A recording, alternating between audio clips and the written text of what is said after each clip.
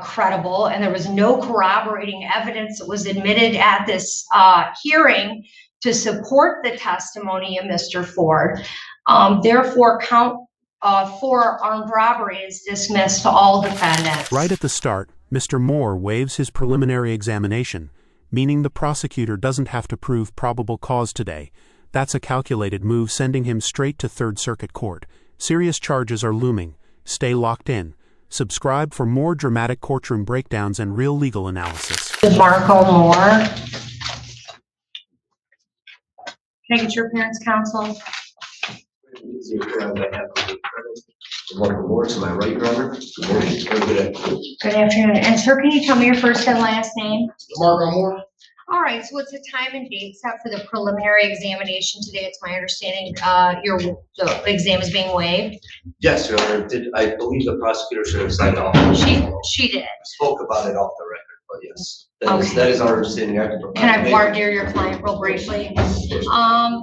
Mr. Moore, you understand you have a statutory right in the state of Michigan to a preliminary examination. Yes, ma'am. And you understand at that examination, the prosecutor would have to show that a crime was committed and probable cause exists to charge you with that crime? Yes, ma'am. And you understand if you waive the exam, you'll be bound over to Third Circuit Court for all future hearings and proceedings. Yes, ma'am. And have you had a chance to go over the charges? You understand what the charges and any sentencing enhancements are? Yep. You've had a chance to discuss it with your attorney? Yes, ma'am. All right, I find the waivers knowing and voluntarily given. All right. Sir, you'll be bound over to the Third Circuit Court for all future proceedings. Your arraignment on the information is Monday, March 2nd of 2026, okay? Thank you, Your Honor. All right, we're all set. Thank you.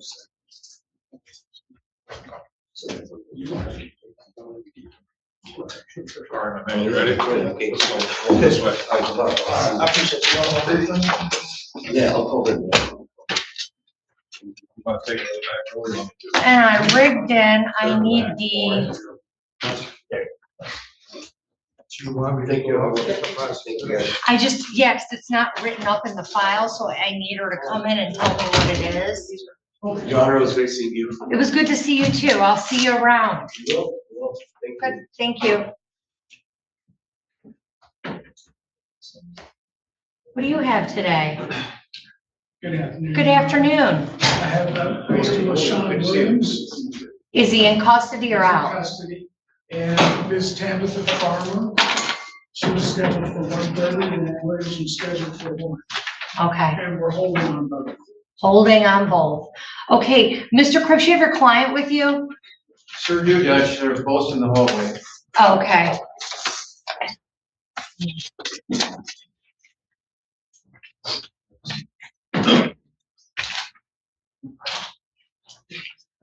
All right. This is 251792 FY, 251799 FY, and 251796 FY. The People versus Mark Masket, Julian Santana, and Zachary Kala.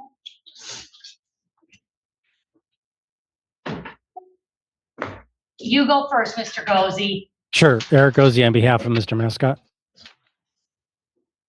Okay, and Mr. Wallace. Good afternoon, Your Honor. Ted Wallace on behalf of Mr. Santana. Okay. And good afternoon, Your Honor. David Cripps, P34972, appearing on behalf of Zachary Collins. Stand up and tell the judge your name. My name is Zachary Collins. All right. Give me just 1 second here.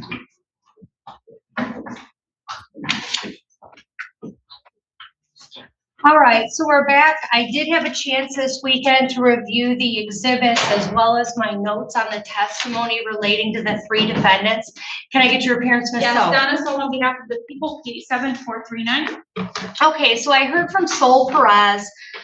She did select Mr. Santana out of a lineup, but before coming to court, she was not able to identify Kyle the mascot.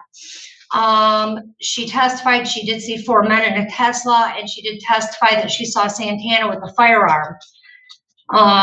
She ID'd mascot in court as one of the individuals involved in the fight, involving Javante Beverly.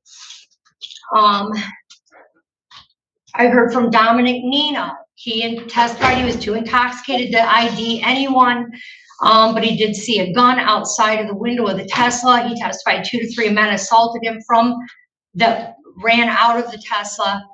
And that was essentially the extent of his testimony.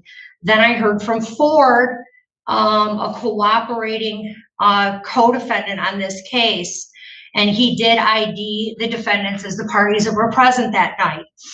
The court's responsible for determining witness credibility under People v. Anderson, as well as criminal jury instruction 3.6, witness credibility. And what that jury instruction tells me is I can believe all, part, or none of a witness's testimony.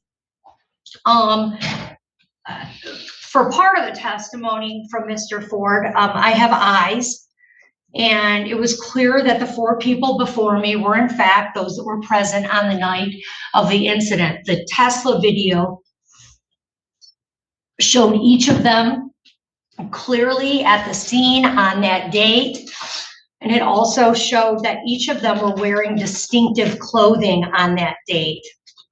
Now, when I'm reviewing the elements of the crime and the accomplice liability theory for Mr. Gozzi's client, Mr. Mascot, when the shooting happened, I watched that video in court, but I wanted a chance to watch it again because I wasn't sure that Mr. Mascot had run over to the fight that was happening with Mr. Beverly just prior to the shooting occurring. I did watch that video. He was not merely present. He's wearing a distinct sweatshirt with some sort of, I don't know if it's a flag. I couldn't tell you exactly what it was, but it was clear to me that that was him when I compared it to the Tesla video. There's a point where he comes towards the bar and you can make out that distinct pattern on the sweatshirt. Mr. Santana was very distinctively dressed, as well as Mr. Kala. And all 3 of them were clearly involved in the assault that took place on Mr. Beverly in that parking lot. There was a gunshot wound to the chest. The witness testified that he was in the hospital for months, had lungs collapsed, and what can only be characterized as severe physical injuries. So as to count 1, count 2, and count 3, all defendants are bound over on those counts. With respect to count 4, the armed robbery, I heard nothing from Sol Perez about anything being taken in the robbery. I also heard nothing from Dominic Nino, who's the one that's, I believe, alleged to have had his shoes taken. Since I can see in the video that Mr. Beverly lost one of his shoes in the fight, but had one shoe on and one was in the road. And the only testimony that was presented to this court was through Mr. Ford. And what I heard was that he wanted to set the record straight, essentially, that it wasn't his friend, Mr. Mascot, who had come back to the car with the shoes, but it was Zachary Pollitt. And I do believe to some degree, after listening to his testimony, that testimony appeared to be to support his friend, Mr. Mascot, by putting the blame on one of the other 2 individuals. I just thought it was I didn't find that statement by him very credible, especially since he had made it clear throughout his direct examination and cross that he had a special relationship with Mr. Mascot and not the 2 others. But other than that testimony, I heard nothing about an armed robbery. I didn't hear anything from Sol Perez. I didn't hear anything from Dominic Nino. I didn't hear anything from any law enforcement officers. There was testimony that was elicited during cross-examination that the shoes were never located. So I just have one cooperating co-defendant that said on record that, oh, it wasn't my friend who took the shoes, it was the other guy, and I saw him get in the car with my shoes. But there was no testimony from law enforcement that when they took his car into their possession, when he drove to the police department, that there was anything found in the car. There was nothing presented to this court other than this one statement from the cooperating co-defendant. So as to count 4, I do not believe there's been really any evidence other than this one statement that came out that I did not find to be credible, and there was no corroborating evidence that was admitted at this hearing to support the testimony of Mr. Ford. Therefore, count 4 armed robbery is dismissed to all defendants. Count 5 is also dismissed because the assault while intent to rob while armed, there was some testimony that Mr. Santana pointed a gun out the window and then later flashed the gun, which is clear to me on the video from the bar that that's what he's doing, but there was no evidence of a robbery, and therefore that count is also dismissed. As to counts 6, 7, and 8, there was sufficient evidence, especially to a probable cause standard, to support 6, 7, and 8. As to 9, that's a felony firearm attached to the assault with intent to rob while armed, and since the underlying or the predicate offense is being dismissed for lack of a probable cause, count 9 will also be dismissed. So, Mr. Ford, Mr. Collett, Mr. Santana, you are hereby bound over to the 3rd Circuit Court on the remaining charges in the complaint and warrant, and that would be a count 1, assault with intent to murder, count 2 as a lesser, assault with intent to do great bodily harm less than murder or by strangulation, count 3, assault with a dangerous weapon, felonious assault.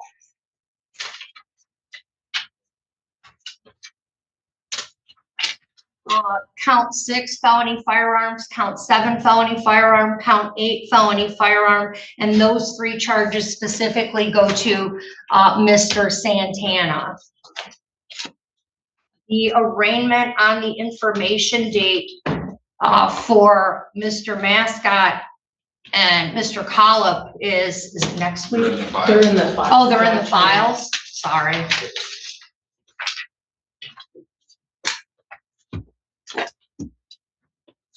I don't see them in the files. So Santana will be next Monday and then out of custody. Okay. So Mr. Santana's arraignment on the information date is March 2nd. And Mr. Collop and Mr. Mascot's arraignment will be March 9th. After binding the defendants over on assault and multiple firearm charges, the defense asks to remove the GPS tether. But the judge doesn't hesitate, calling Mr. Collin the second most culpable person besides the shooter. That's powerful language. When a judge says that, bond modification becomes highly unlikely. That concludes this hearing. Judge, on behalf of Mr. Collop, we thank you very much for the ruling.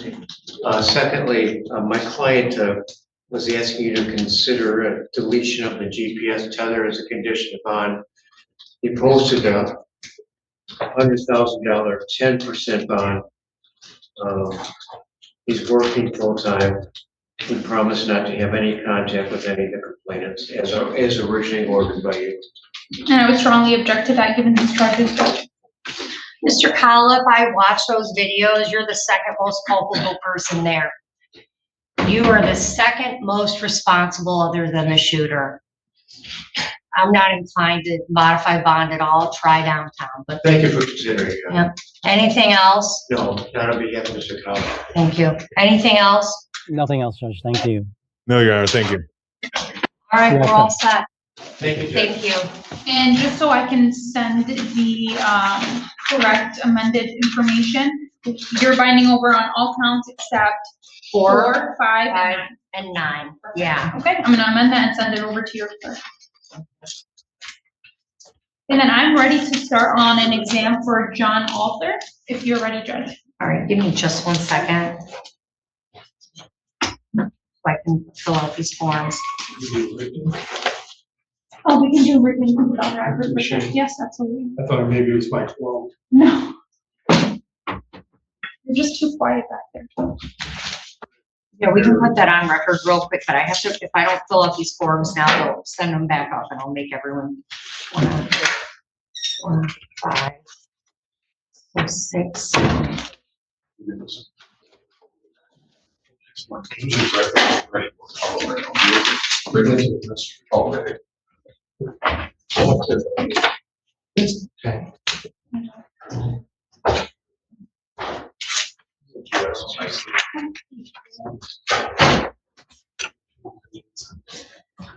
Which one is yours?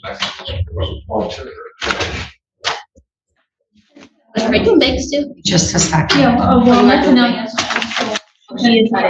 Yeah, one over. Okay, everyone there. We're good. And then the Marco. I know, but just please,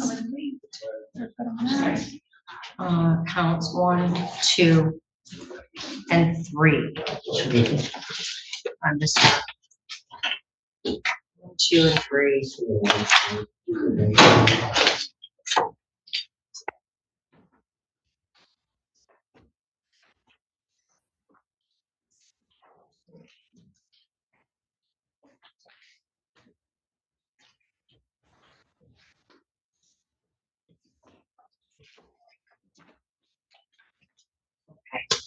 All right, wait 1 second, I'm sorry. Let's see what I got. Santana.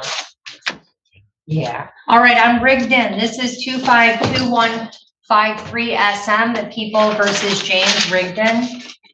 Dennis Hope on behalf of the people, P87439. Your Honor, Bill Colovis, P38434. On behalf of, sir, would you please? James Rigdon. All right, what are we doing today?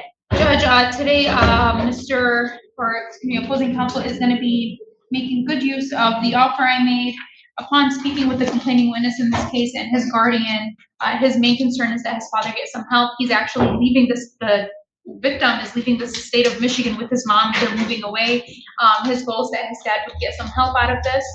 So, he's going to complete anger management and parenting courses and come back in 30 days with proof. If he gives me proof of completion, that case will be dismissed. Are those going through the probation department? Yes. It's gonna go through nationwide ARM program. I met with your probation. You already met with them and got the Then the program? yellow highlighted it, so we're gonna contact, if there's a fee, we will pay the fee. Did you say anger management and And parenting parenting, class? yes, Judge. There's- All right, I think the anger management class is like 27. Well, there's different types. There's 1 day too. Well, he's not doing a 1 day, right? Well, there's 1 day and 2 day. That's why we're doing the plea. This was the mother lives down in Florida. She brought the kid up here. She lived in Florida. I'm just gonna say he's been in a lot of trouble and father's trying to handle it. And he finally said, that's it. Go back to Okay, your well, mom. all right, so he's just doing a 2-day parenting class or Yeah, 2-day anger Anger management? management class and the parenting course, the parenting Right. program. Right. How long is that? It does not Parent- say on here. I don't know for sure, but I think it's a 1 day course, like 8 hours. So what am I adjourning? 45 days? 30 days, Judge. Oh, I was gonna say, Judge, if you're available at all, how's the 23rd? Just because I looked at my calendar ahead. You can be able to do all that by then, sign up, and I mean, I don't know how frequently they have classes. Let me, I'm just, like a month away, I don't know if that's enough time, like a lot of it. 45 is fine, Judge. Yeah, I'm inclined to go out to just because I'm not gonna, why spin our wheels when we're gonna have to come back again? Maybe if we finish it early, I'll contact the prosecutor. March Maybe, 30th? um,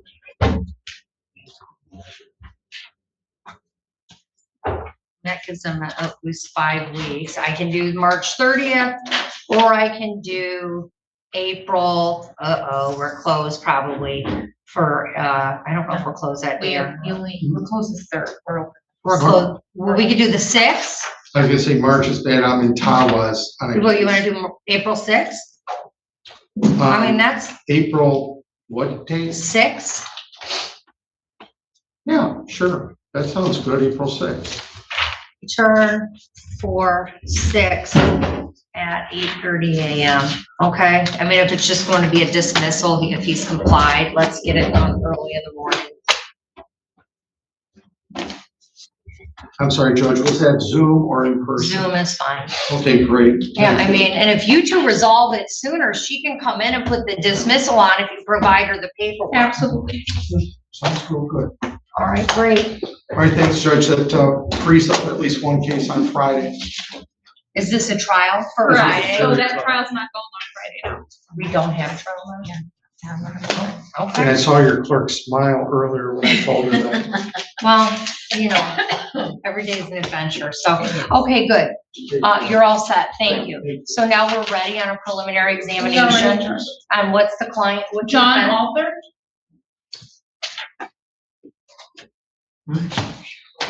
All right. This is 253-802-FY, the People versus John Author. Good afternoon, Your Honor. Donna Silva on behalf of the people, PA 7439. Hey, good afternoon, Judge David Cripps, P 34972, appearing on behalf of John Anthony Alter. Tell the judge your name, sir. John Alter, Anthony Alter. Thank you. All right, so time and date set for preliminary examination. What are we doing today? We're ready to hold, Judge. Okay, we're ready to hold. People ask for a mutual sequestration order. Okay, so I'll grant a mutual sequestration order. Anything else Nothing from the preliminarily? Okay, No, Your Honor. all right. You can call, do you have your officer in charge or no? I Do you need an I just want to know if you need an With exception to my officer in charge, Detective Wingrowski filling in for the Who is it? regular, Wingrowski Wingrouse. filling in for the officer in charge of the few, but he's out on training. Okay. Any objection to the officer in charge being No present? objection, Judge. All right, go ahead. You can call your first witness. As this hearing closes, several serious assault and felony firearm charges move forward, while robbery-related counts are dismissed for lack of credible evidence. The judge makes clear who bears responsibility and who doesn't. The case now heads to circuit court. Like, comment, and subscribe for more shocking courtroom stories.